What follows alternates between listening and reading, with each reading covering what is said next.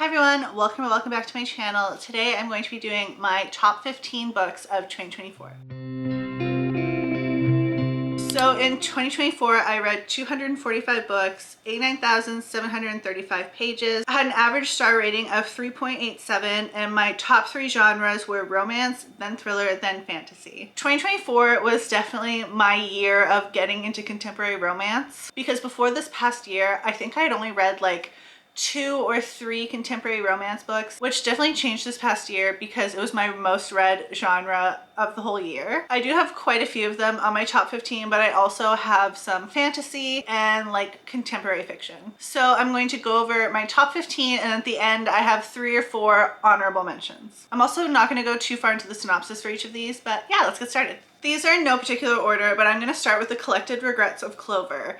This one was so surprising to me. I didn't expect to love it as much as I did. Based on the synopsis, I didn't think I would be a huge fan of it, but I gave it 4.5 stars, but I think I would bump that up to 5 stars. Basically, we have our main character, Clover, and she's a death doula, but she doesn't really have a very good work-life balance. So the whole point is she's a death doula, but she's not really living her own life to the fullest. And like I said, I love this one, and I would definitely bump this up to a 5 stars. The next one is going to be Out on a Limb. This one was an easy 5 stars for me. I was obsessed with this. When I read it, I'm still obsessed with it. And I'm definitely not like a big rereader, but I definitely want to reread this one. And also she has a new one coming out that is connected to this one. It's the best friend of the main character in this one. This one is an accidental pregnancy trope, and I never thought I would have rated a book with an accidental pregnancy trope 5 stars, but here we are, and I would highly recommend this one. Kind of going off that one where it was a book I would never have expected to love or rate 5 stars is Lost in Lasso. This is the 3rd and most recent book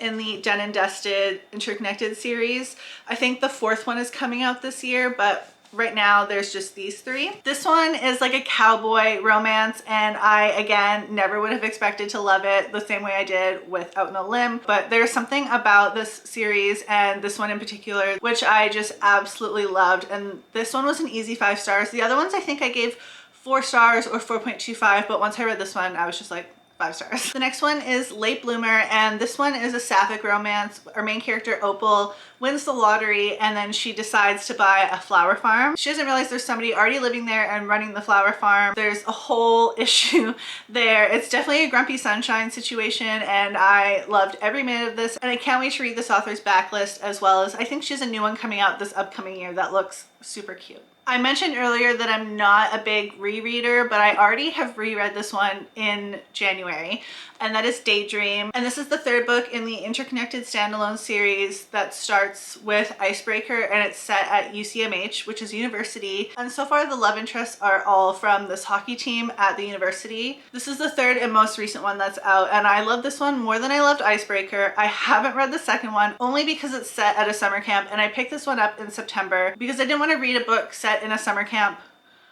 in the fall, so I'm definitely gonna go back and read that one in the spring or summer. Anyway, so I really love Daydream. I love the main characters. I relate to our main character Hallie so much. I just love them both, and this was an easy 5 stars. I think since I've said so many romances so far, I'm just gonna make this like the romance category and finish it up. So the next one is Yours Truly, and this is by Abby Jimenez. It's part of an interconnected standalone like trilogy that starts with Part of Your World and Just for the Summer. Yours Truly was, I think, one of the first contemporary romance books I read in 2024 that made me fall in love with the genre. We have 2 main characters, and one of them is named Jacob. He suffers from like extreme anxiety, so I related to him so much. I absolutely loved his character, and I loved reading from his point of view as well. I loved the other 2 in the series, Part of Your World and Just for the Summer, but Yours Truly definitely has like a special place in my heart, and I would pretty much recommend this one to like everyone.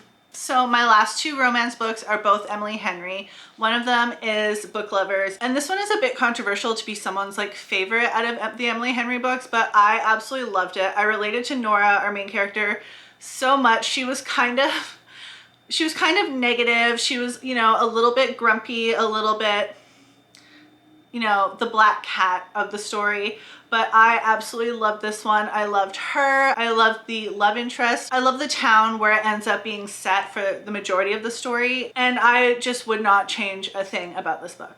And then lastly, for the romance category is funny story.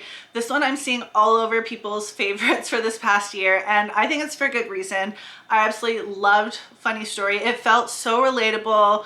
The two main characters felt so like down to earth and relatable, as well as just like in general the whole story. Daphne is the main character, and I just want to be friends with her. Like, I wish I knew her in real life. I wish she just existed and we were friends. I absolutely loved her. And then the love interest, Miles, love them together. I love how they started to become friends because Daphne's fiance and Miles's girlfriend broke up with both of them, and then those two got together. So Miles and Daphne are kind of left in the lurch, both being dumped by these two people that want to be together. So this one was very funny, but also cute, heartwarming, and I definitely cried. Now I'm gonna go into fantasy, and again, there's no order in this list. I'm just picking them up as I go. But the first one is A Diary of Blood. And this one, our main character is Dracula's first bride, I believe. And the whole story is basically written in letter format from her to him. But the beginning is set with this like explosive letter, and it ends with basically being like, let's see how we got to this part. And then it goes all the way back. And then we see this story that just like spans centuries.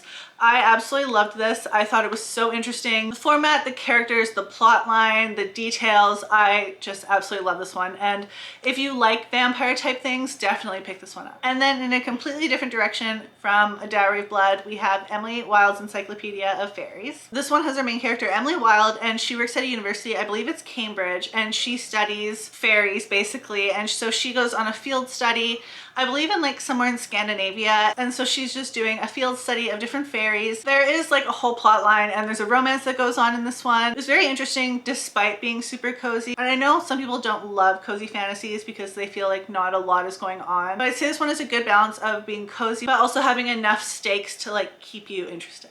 The next one is The 13th Child, and I was so excited for this one, and I'm really glad it lived up to the hype for me, like the hype I was setting for myself, and I'm just so happy with how it turned out. In this one, we basically have our main character Hazel, and her godfather is Death, and then when she hits a certain age, he shows up every year around her birthday. It spans like a fair chunk of her life, and you kind of see how like their relationship with each other grows. She has like magical powers, and it's a whole thing, but I absolutely love this one, and I've really only seen good things about it. The next one is When the Moon Hatched, and I loved this one so much. I absolutely loved it. For me, it was just such a unique story and like magical system, and I loved that about it. I felt like I hadn't really read anything similar to this before. It's a romantasy, and it's heavy on the dragons and the magic system. If you like romantasy and if you like dragons, I think you would like this one. This next one is kind of controversial because a lot of people didn't like it. I personally loved it, but like I said, a lot of people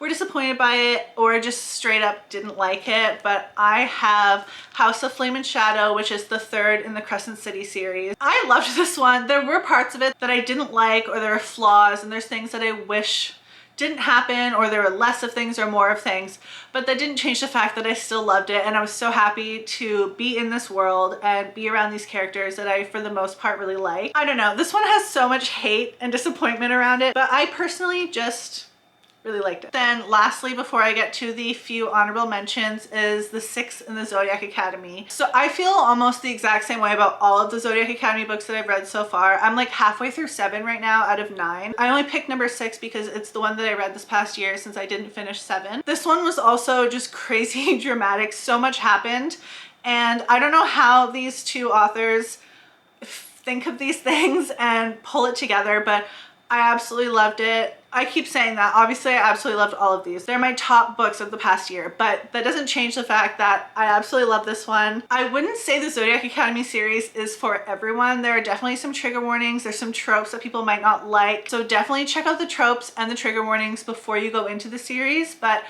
from what I've seen, the majority of people that read it are like obsessed with it and love it. So I'd recommend maybe like looking into it. If you like romantasy and fae and different creatures and other fantasy elements, maybe like look into this one. Okay, I forgot that I had one more, and this one is a nonfiction. I listened to the audio, and it's a memoir called Dinner for Vampires. This one was actually written by the woman that plays someone in One Tree Hill, Haley maybe, I don't really remember. I wasn't like a major One Tree Hill person. I was more like the OC, but I'd heard really good things about this one, so I picked it up on audio, which I'm really happy I did because she narrates it and did such a good job. This one goes into how she was in a cult for a long time, especially during the filming of One Tree Hill. This one read very much like fiction just because of how wild and crazy and out there it was, especially her being in the public eye and just no one really knowing what was going on. I wouldn't even say this is like a celebrity memoir just because the story is just so much like it could be like a regular person who wrote it, but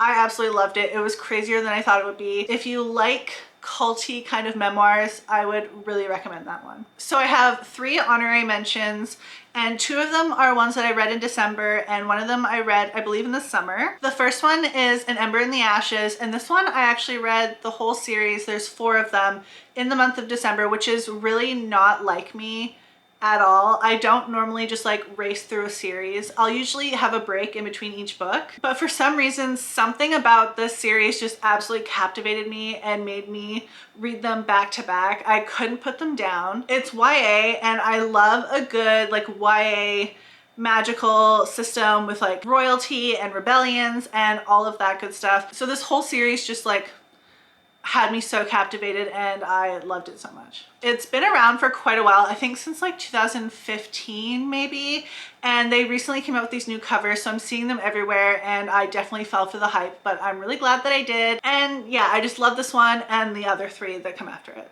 The next one I have, I definitely fell for the hype as well, and I'm glad that I did, and that is Phantasma. I loved this one. It's kind of ridiculous, but I absolutely loved it. It's a romantasy, and it's set kind of in like a house of horrors, like haunted house situation with like magic and a ton of stuff is going on. I read it super fast and I'm really glad that I just listened to the hype. Okay, the last one for my honorable mentions is The Next Best Fling. And this one I read in the summer, I think, and I can't stop thinking about it. I love it so much. Our main character is a librarian and the love interest is her best friend's brother who's like a retired NFL player. It is pretty tropey, but I also found it like kind of unique in certain points, especially with our main character. I relate to our main character a lot, and there are some deeper elements in this with friendships and relationships and family especially, so that definitely pleasantly surprised me and I just ended up loving this. So those are my 15 favorite books of 2024, including the 3 honorable mentions. I had such a fun reading year in 2024. I definitely read a lot of books. I definitely read way more books than I wanted to. So my goal for 2025 is to read less, and I genuinely mean that. I don't want to read as much as I did. It's not like I forced myself. I didn't do it to reach a goal. I was definitely just using reading as like a coping mechanism. I had a really hard mental health and physical health year, so I definitely used reading as a crutch and just a main coping mechanism. But this year I want to explore other hobbies, activities, and interests, so I'm hoping I can keep the reading down. I would like to not surpass 85 to 100 books, but we'll see, just because, like I said, it is my main coping mechanism, especially in the summer. I have a hard time in the summer. So we'll see, but send good thoughts. Thank you so much for watching. I appreciate everyone that watches. Let me know in the comments what your favorite or top few favorites of 2024 were, and I'll see you guys again soon. Bye.